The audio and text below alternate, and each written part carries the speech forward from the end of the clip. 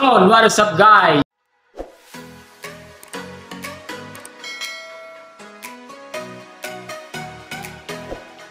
So guys, pasensya na, ilang araw tayong hindi nagkita-kita, wala tayong upload ng mga ilang araw. So nabisi lang tayo nitong mga nagdaang araw kasi may mga project tayo, may mga tanggap tayo. So hanap buhay muna ang unahin natin kasi pamilyado na tayo. So today guys, sisingit lang tayo ng konting tutorial. Nakasingit lang tayo ng konting oras para may bahagi ko sa inyo, lalo na sa mga beginners.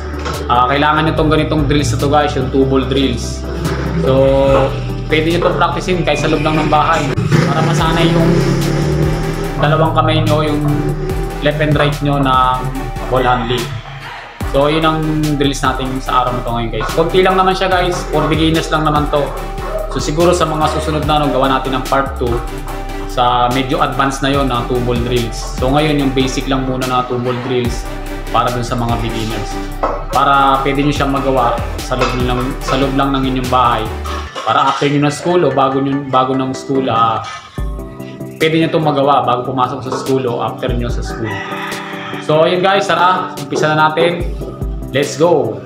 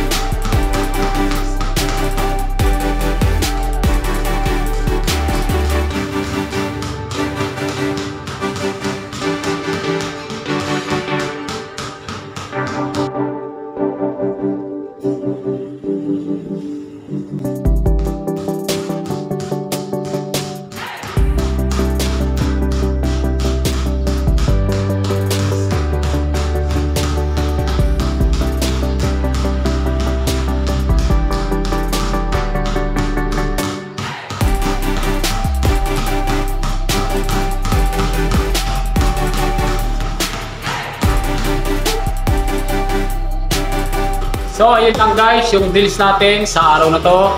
Sana may natutunan kayo sa araw na to. At practice nyo yun guys araw-araw. Na bigyan nyo kahit konting oras lang, kahit 10 minutes lang yung ganong drills. So araw-araw nyo anuhin para ma-master ng yung muscle. So importante yung guys na pagdaanan nyo yung two ball drills na importante din yun lalo sa mga ball handler. Sa mga nagdadala ng bola. So kailangan kaliwat kanan yung pagdadala natin ng bola. So para ma-memorize ng muscles natin yun guys, gawin nyo yun araw-araw. So lagyan nyo lang siya kahit 10 to 15 minutes na sa isang araw.